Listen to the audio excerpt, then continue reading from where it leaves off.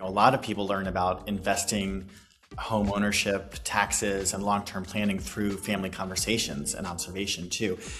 If someone feels emotionally disconnected from their family because of shame or rejection, then they may lose access to that education. So when we talk about LGBTQ plus wealth gaps, it's not always just about income. It's also about unequal access to support, mentorship, generational knowledge around money, all of it. Welcome to My Therapist is Out. Each episode, we talk with a therapist from Open Space Therapy Collective or LGBT community members about mental health and building community. I'm your host, Renae Johnson, licensed therapist and founder of Open Space Therapy Collective, where we are your hub for queer and trans mental health care.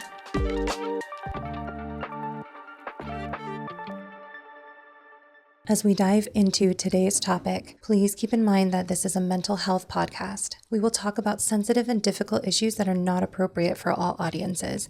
Please take care while listening. Welcome back to My Therapist is Out. We are closing out our series of Queer Hearts, Healthy Starts, Breaking Toxic Relationship Patterns. It's been quite the season. We've gone through relationships with ourselves, our friends, our families, sex, romance, and a whole bunch of other things. And we have saved the most intense, may I say, topic for last, and the one that people tend to avoid the most. We are going to talk about money today. And by no means am I a financial expert, nor should you ever take financial advice from me. However, we are very lucky to have a financial expert, seasoned financial advisor with extensive experience helping queer community. And please welcome me as we introduce financial advisor Patrick Armano-Amato. Thank you so much for being here. Thanks for having me, Renae. I'm so glad that we can make this work. Me too. I feel like every once in a while, I like talking to somebody. I'm so excited about the person and the topic and where we're going that I get really giddy. And this is going to be one of those episodes.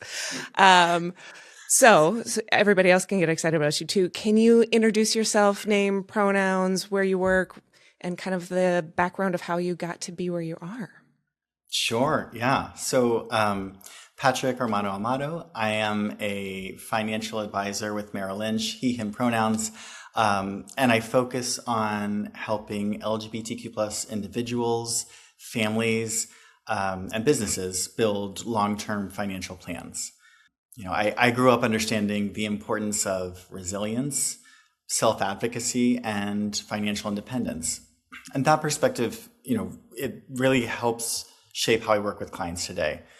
As a member of the LGBTQ plus community, I've seen how inconsistent protections can create very real financial stress. So a big part of my work is helping people create stability and peace of mind despite that uncertainty. It's a big deal. And we're going to dive into that. This is definitely going to be a longer episode, so buckle in. Can you talk about how you identify within the queer community? Sure, yeah. I'm a proud member of the community, and that really informs how I approach this work. Financial planning for queer people often comes with extra emotional, legal, and practical layers. And I think that there's real value in working with someone who understands that firsthand. Whether clients are navigating partnership, family planning, caregiving, retirement, anything. My goal is to help them build financial plans that reflect both their values and the life that they actually want to create. I really love that you're bringing values forward into this. And when we first met, that was really pronounced in how you talk about managing finances, and something that really I connect with, and I think really connects with how we've been talking about relationship dynamics throughout the season, especially noting that you are, even in this introduction, talking about finances in a way that you're using it to create the life that you want, instead of creating the life that you're told that you want. Of course, it varies with the resources you have and you don't have, but being intentional and using it for the life that you actually want is really important. And we're going to highlight that a lot as we go through here. But that framing already feels really different about how we often hear about people talk about money. We often hear like, oh, don't buy that latte and let's make sure the Dow Jones is doing whatever the Dow Jones does, which is so far outside of anything in my day-to-day that it gets easily zoned out. But I won't go on that tangent yet. As we wrap up the series, we're really going to zoom out into something that every couple has to deal with. So we're not going to talk about how you should save your money. This isn't a financial advice episode. This is going to be a lot about how to talk about your money with your partner, but also the things that queer folks have barriers that they come up against and things that they have to think about that straight folks don't have to think about as much. Money itself is already one of the biggest sources of conflict in relationship. And we as queer folks have to navigate some of those layers pretty differently. Can you outline what some of those are?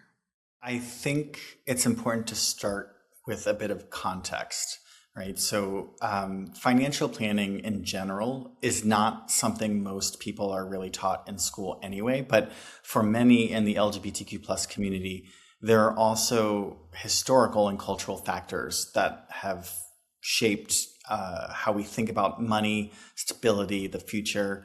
For example, during the HIV/AIDS crisis in the 1980s and 90s, a lot of people lived with the very, very real fear that there might not be a long-term future to plan for.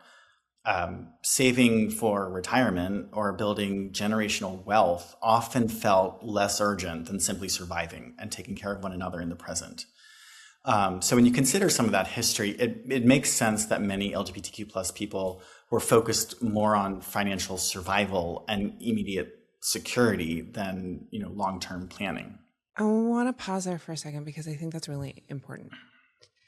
A lot of the messages that we get is that we're being irresponsible and short-sighted. And with this framing, it's really highlighting that that's not what's happening or what has happened, but the fact that we're responding rationally to a world that kept telling us that we didn't have a future worth planning for in the first place. And so we were really, especially during that time, just kind of day to day, are we going to be able to make anything happen? And that's from a mental health perspective, that's such a normal, natural trauma response and not a character flaw.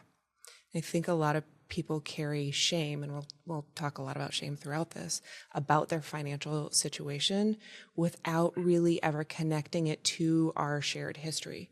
Because we often think about my history with money as like, oh, my family of origin, and not, oh, my history with money as my cultural history with money and the things that were brought forward from our queer generations that came before us. Yeah, I mean, and even then, fast forward to today, marriage equality has only existed nationwide for about a decade. So many of the financial conversations tied to marriage, estate planning, legacy building are still relatively new for a lot of people in the community. And importantly, marriage equality also opened the door to newer conversations, right, about building and growing a family, including adoption, surrogacy, all of the paths to parenthood. Those are financial planning conversations too. And for many LGBTQ plus people, they are still relatively new and still being navigated in real time. Now, at the same time, not everyone views marriage as something they automatically want to pursue, which can leave people unsure about how to legally and financially protect themselves, whether they are partnered or single.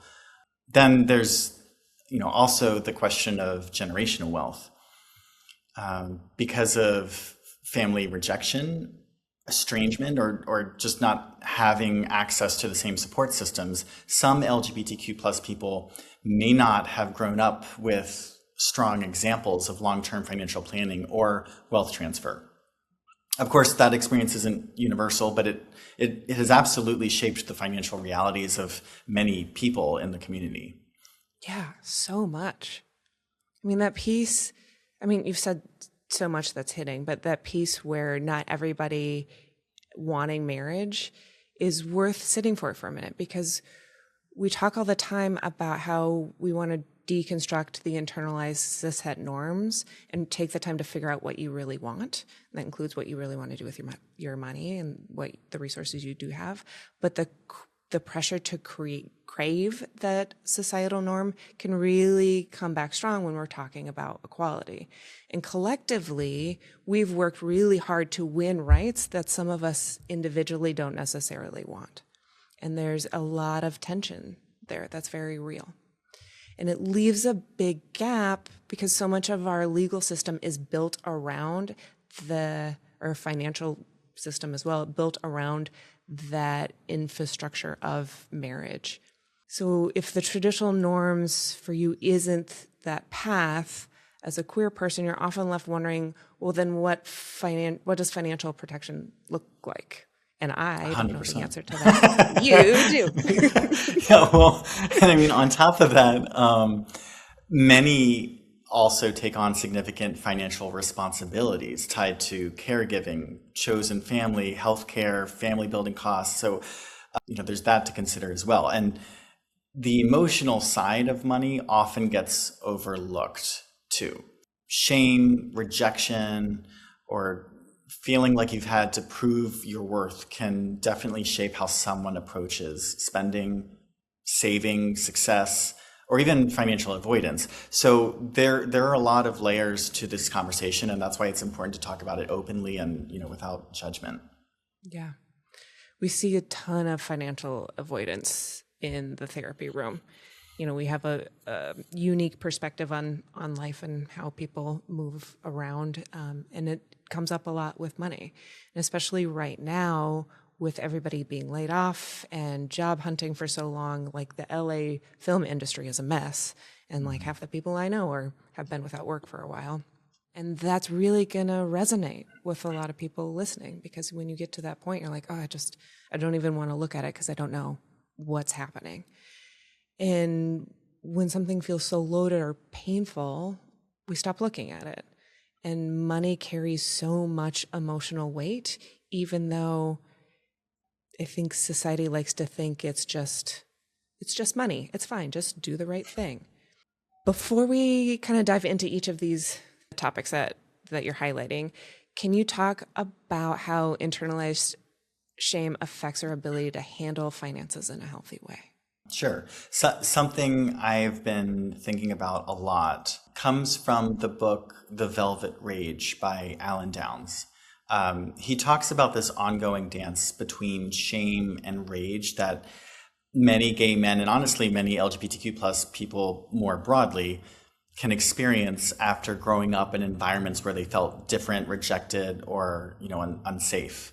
And I think that can definitely show up in the way people handle money. For some people, it creates this drive to overperform, right? Like if you grow up feeling like your worth is conditional, you can start trying to earn acceptance through achievement, status, appearance, success. That can look like throwing yourself into your career, becoming hyper accomplished socially, or curating this fabulous lifestyle as a way of proving value and belonging. So sometimes spending stops being about enjoyment and starts becoming about validation or belonging.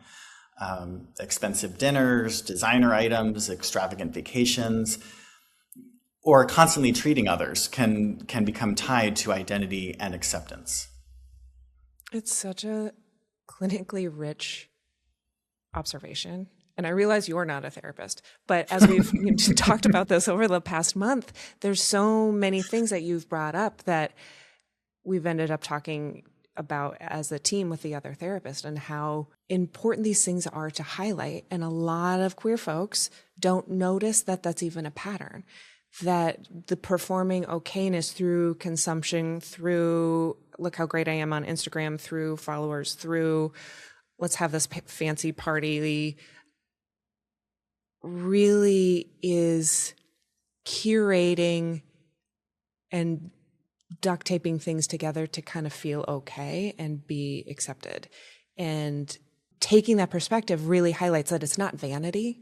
It's not ooh, I want to be Hollywood and famous and everybody like me. It's an armor to feel okay and to signal that you belong in that space and try to not get rejected again. Yeah, and on the other side of that same coin, shame and instability can also create fear. A lot of LGBTQ plus people historically didn't feel like traditional safety nets were guaranteed to them. So for some people, that translates into hoarding money, extreme financial caution, or feeling like they can never fully relax financially because security has always felt fragile.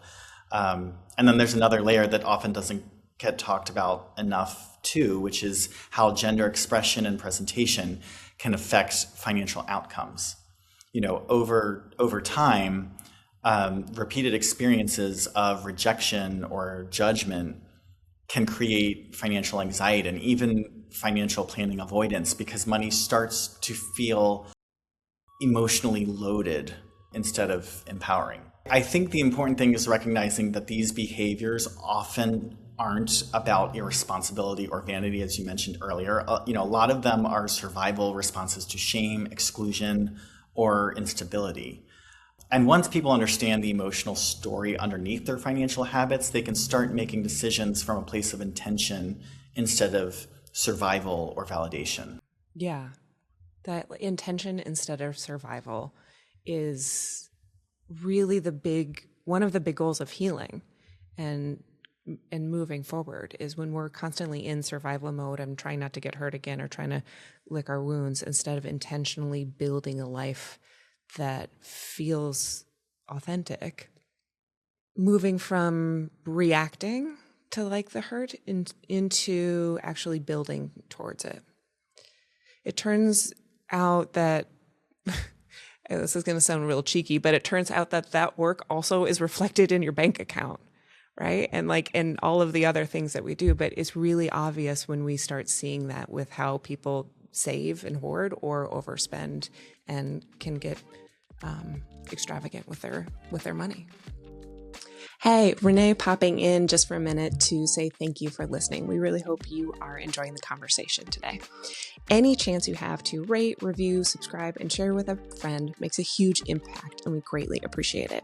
If you have extra bandwidth and want to support the show even further, you can go to mytherapistisout.com and click the donate button. Any donations from $5 a month to a one-time donation makes a huge difference for us. We're a little self-published podcast, so any extra dollar helps. Again, go to mytherapistisout.com and hit donate. Now back to the show. We've talked a lot in the series about how queer folks often internalize shame and how that comes from how we're treated in societies and from our family of origin.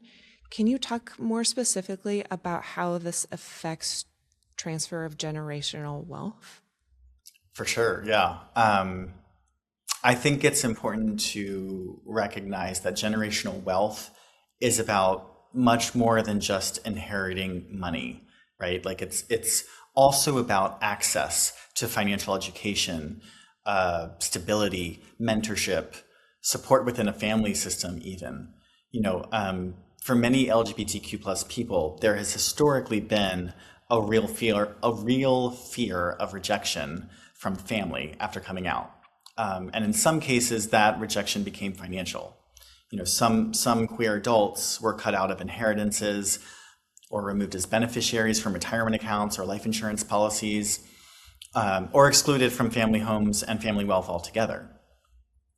Yeah, I mean, the amount of conversations that I'm, as a middle-aged person, I'm finally coming to terms to accept that I'm having with my own queer community is what we're doing next. And it's not my parents are doing this, I'm getting that from this grandparent, I've learned this thing. It's a lot of like, okay, it's the five of us. How are we going to make this work together?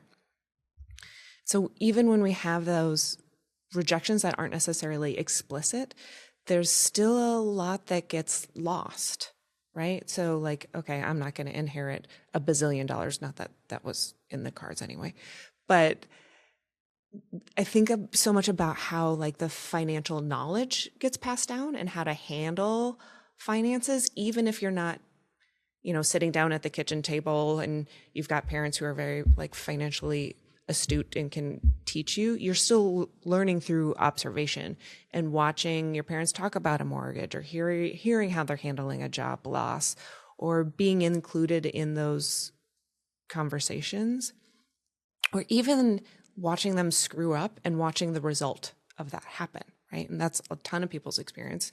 A lot of boomers did great, and a lot of them really messed it up. And everybody that was able to watch them do it learned a lot from that process. Mm-hmm. Yeah, for sure. And even when that doesn't happen directly, there can still be a loss of financial mentorship. A lot of people learn about investing, home ownership, taxes, and long-term planning through family conversations and observation too. If someone feels emotionally disconnected from their family because of shame or rejection, then they may lose access to that education. So when we talk about LGBTQ plus wealth gaps, it's not always just about income. It's also about, unequal access to support, mentorship, generational knowledge around money, all of it. Yeah, that invisible inheritance gap. If we're going to coin a term today, I think that's probably it. Let's coin it. When you take into consideration how many of our families have rejected us, and how cultural history includes thousands of people dying from AIDS in the 80s and 90s, and society blaming us for it, not having marriage legal until two decades ago, it's not really surprising that then family planning isn't even something that was an option or was thought we could have as an option, let alone talked about until very recently. And as somebody who doesn't want kids and who has never wanted kids, that's not something that I've thought a lot about, but have seen a lot of my friends go through. As you're helping clients navigate this for the first time, what are you noticing? Good question. There's a lot to cover here. Do you like the what are you noticing as like a very small question? We're expecting a giant answer. Yeah, I picked up on that. Let's start with how marriage equality affected social security benefits. Okay. Right now, same-sex married couples are eligible for the same Social Security spousal and survivor benefits as opposite-sex couples, but that hasn't always been the case. Social Security survivors' benefits were initially calculated from 2015, which is when Obergefell v. Hodge, when the Obergefell v. Hodge ruling established marriage equality. That means that a member of an LGBTQ plus couple who has shared, a 4-decade-long partnership with their spouse would not be eligible for the same number of benefits as a straight couple who spent those same number of years in a legal marriage. Today, LGBTQ plus couples may qualify for these benefits if they can prove that they would have been married at the time of their partner's death, or married for longer if same-sex marriage were legal at that time, but that's not guaranteed. So it's critical for LGBTQ plus folks to build independent retirement security through personal savings, employer plans, and investment strategies, rather than, relying solely on federal benefits. A sound financial plan can help account for both the present protections and potential changes ahead, which is why I focus on working with clients to build independent retirement security through, a variety of tools depending on the client's situation, such as IRAs, employer plans, and, things like life insurance with named beneficiaries. I'm trying not to pop off and be professional. But anybody who can have a 40-year plus relationship is mind-blowing to me. That is like such a feat. And the fact that there are queer couples who have done this and done this well now who have to go back into records in their 90s and deal with the government to try and prove that from, and if they met as a teenager and they're like partying and like, who keeps files from that long? So maybe they just have a photo from like a college party and they're like, here, government, see, like, how would you even do that? That's an impossible thing to prove when you're at the point in your life where you're trying to prove that and do kind of your swan song season. Yeah. And what's interesting, which is kind of pivoting for a second, what's interesting too is that now we've seen a correlation between marriage equality and a shift in priorities toward family planning as well. LGBTQ plus family building can cost significantly more, with adoption and surrogacy ranging from $20,000 to over $200,000, not even including legal fees or parental rights proceedings that some states still require for same-sex parents.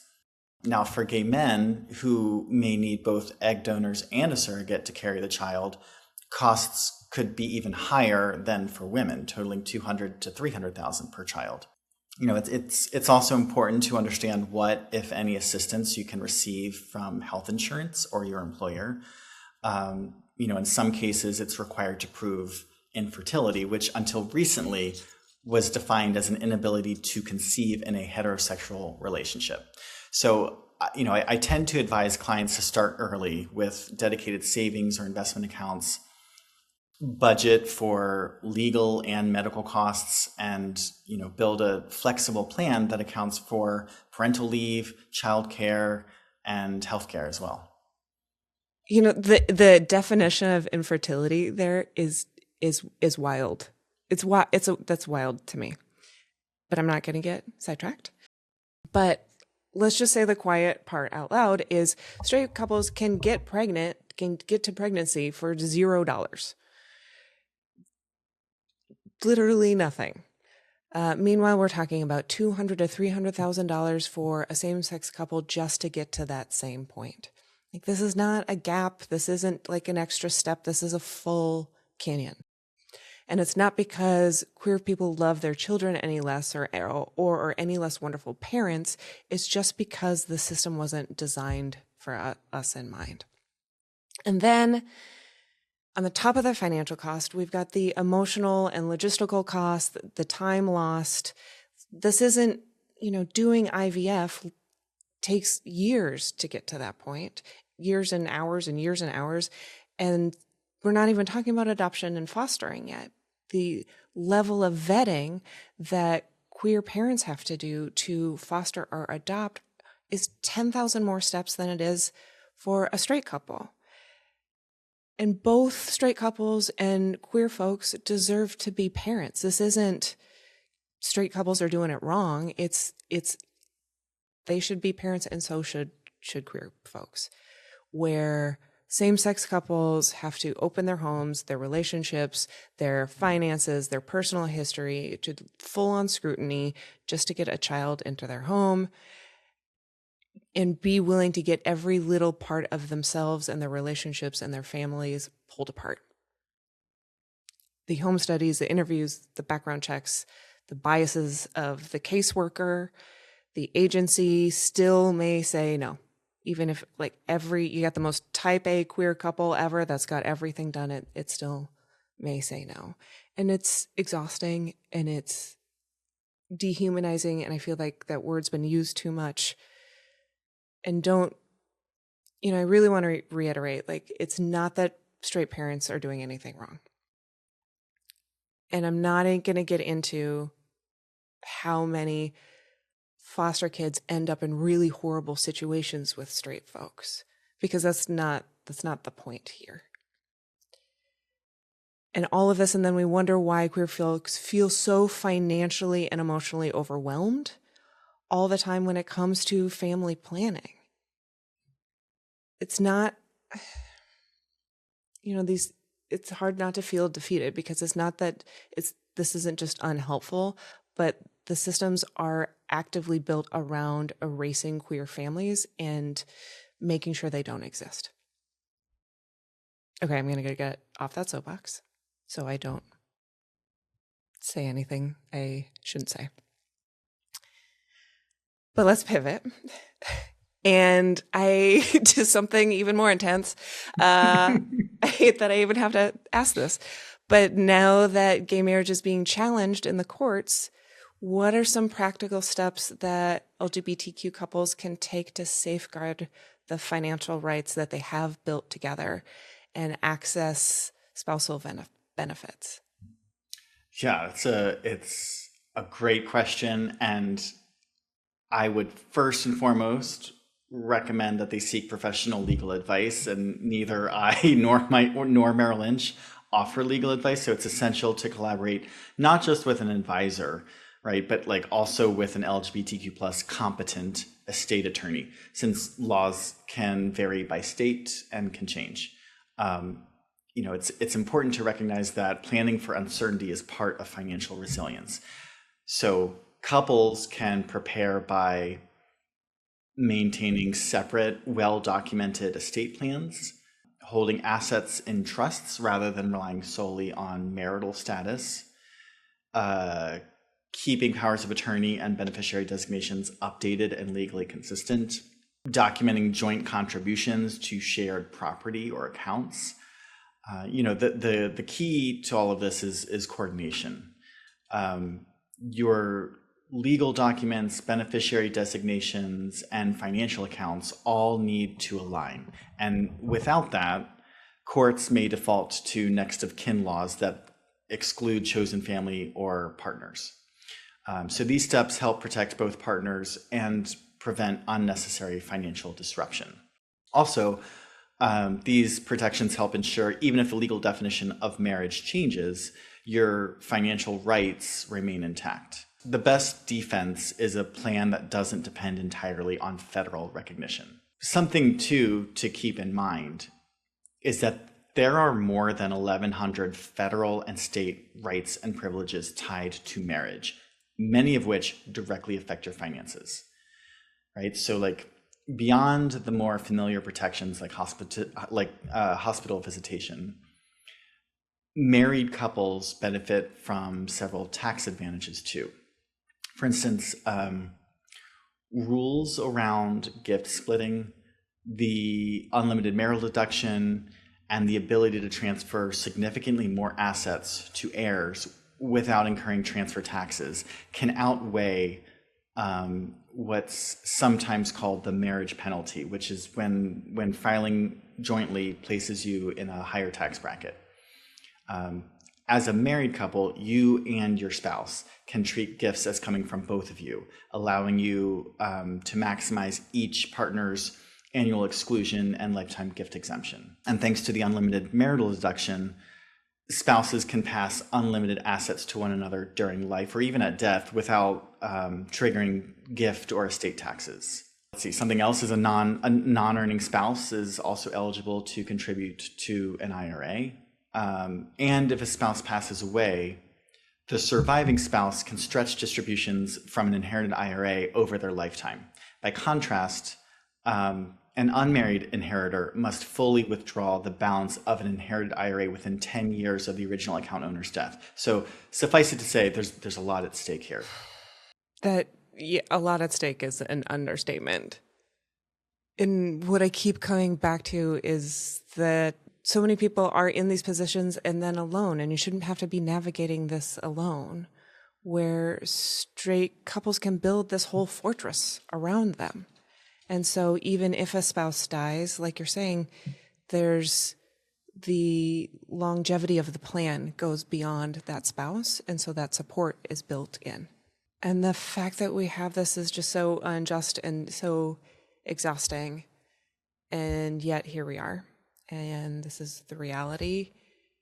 And so knowing these tools is really vital. And yes, making sure that you have the right people in your corner, our financial advisor is great. A therapist to process this is great. But we also are not legal experts. So having a legal team and people who are really competent at this, and not just at this for everybody, but at this for LGBT people is really important. And dear God, we say this about the wellness influencers. I'm going to say it up here too. Anyone on socials who is unlicensed and feeding you, there's an easy way to ... is a full scam. Please don't listen to them. Please find a licensed professional. I've had too many friends get completely ruined by not having a qualified professional in these spaces. Okay. Soapbox 500, getting off. This is a lot. And I'm trying to not be overwhelmed, but it is an overwhelming amount to be figuring out on your own. And that's before you add a partner into the mix. What finances in couples are one of the things that break couples up, or is identified as breaking couples up. What are some of the ways that you see LGBT couples working with money, making it actually work? And how do people protect and nurture their relationship while they're navigating all of this?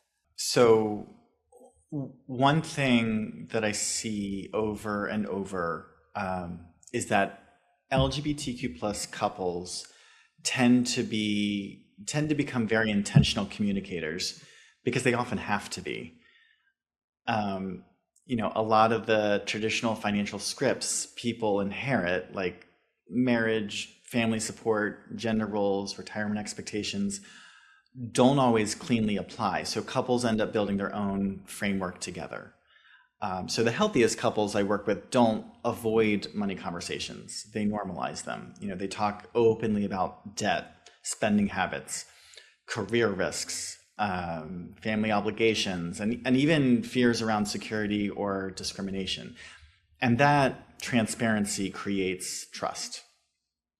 I also think that it's important for couples to stop thinking of financial planning as just spreadsheets and budgeting. It's really relationship care. It's asking, what kind of life are we trying to build together, and how do we make decisions that support that? Practically, the couples who thrive usually create systems that reduce stress instead of increasing it, right? That might mean regular money check-ins, dividing financial responsibilities based on strengths instead of assumptions, or making sure both partners understand the full financial picture. Accounts, insurance, legal documents, estate planning, all of it. And honestly, compassion matters a lot here. Many queer people carry financial trauma, whether that's family rejection or just years of feeling like traditional systems weren't built with them in mind. Part of protecting the relationship is recognizing that money conversations are rarely just about money. They're often about safety, identity, belonging. And so the couples who do this well create space for both honesty and grace. They treat financial planning as something they're tackling together, not something that they weaponize against each other. Yeah. Money conversations and planning as relationship care. I really love that framing, and I think it connects directly to everything that we've been talking about all through the series. The couples who make their finances work are doing something that we encourage in therapy too, right? Like if we're breaking it down, we're building a shared language. We are showing up with honesty. We are not using vulnerability as ammunition. We are recognizing that we're on the same team and trying to work on a project together. And money is just another place where we can take that relational work and do in financial planning and financial building. The piece about not weaponizing it is so important to keep coming back to, because like you're saying, there's a lot of trauma in people's pasts, and money can become such a control tactic in relationships that we know from the series that the power and control are really at the heart of what makes a dynamic toxic. So making sure that those decisions are made together and made to benefit both parties involved. Yeah. What about individually? For queer folks who are working on their own financial health, where do you start? Where does a solid engagement with your own relationship to money start, and what does that actually look like? Again, another small question for a answer. Well, I think the first step is removing shame from the process. A lot of people feel like they're behind financially, especially if they didn't grow up with financial education or if they experienced instability earlier in life, right? But shame usually keeps people disconnected from their money instead of engaged with it. So, a healthy relationship with money starts with awareness, knowing what's coming in, what's going out, what you owe, what you own, and what your goals actually are. And then from there, it's less about perfection and more about consistency. Building financial health usually comes down to small, repeatable habits like checking your accounts regularly, building savings, paying down debt, making decisions aligned with your values. So, I also think money should be viewed as a tool, not a measure of your worth. The goal isn't just accumulation. It's creating stability, freedom, peace of mind. For a lot of queer people, financial security can be deeply empowering because it creates more choice in how you live, work, and show up authentically in the world. I like the using it as a tool and not a measure of your worth. I think that's really important, and a really important reframe, because so much of queer folks' trauma and experiences come from early places where we're told that we are wrong, not that we did something wrong, but that we are inherently wrong and that we have no worth. And so not taking in money as that into that same message, but saying, no, this is a tool. So it doesn't, and working on taking that shame and not internalizing it. Yeah. There's a lot. I could continue to go here, but I'm going to keep us on track. We find that curiosity is a big piece of this, and staying curious about your financial habits is a way to, and staying curious about yourself is a way to kind of jump over judgment and jump over shame and just get into the, I wonder why I spend tickets on shows that I like every weekend. I wonder what that's about. Or whatever it is that you're doing. But that curiosity really can help that genuine part of healing. Yeah, for sure. Thank you so much for being here today. I could talk to you for another 45 hours, but that would turn into the longest podcast in the entire world. But every time we have conversations about this, I just am really appreciative of your perspective and feel really inspired in the way that you are thinking about this.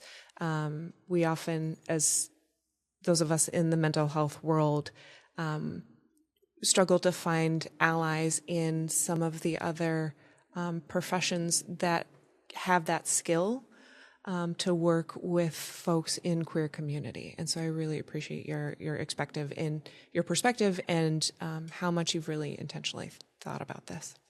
Oh my gosh, thank you so much for having me. This was so great. This was fun. Where can people find you if they want to connect? Yeah, so people can connect with me through my website, LinkedIn, or email. I'm always happy to be a resource for folks navigating these conversations. My email is my first name, Patrick, Patrick, dot my last name, Armano-Amato. So that's A-R, M as in man, A, N as in Nancy, O, hyphen, A, M as in man, A-T-O, at ML for Merrill Lynch.com. Awesome. Thank you. And we'll make sure that's in the show notes too. again, thank you so much. I think our listeners are going to really get a lot out of this, and something that really needs to be talked about more. And you've made something that genuinely feels intimidating for us who are not numbers inclined, really approachable. So thank you. It was my pleasure. We end the podcast with a queer moment of joy. And so I would love to hear from you. What is one of your favorites or recent queer moments of joy? I would say riding with Team FUBAR on both the AIDS life cycle and now Center Ride Out. The laughter, the camaraderie, and the community we've built over the years is truly wonderful. Oh, that's awesome. It's such a good one because it's joy and justice at the same time.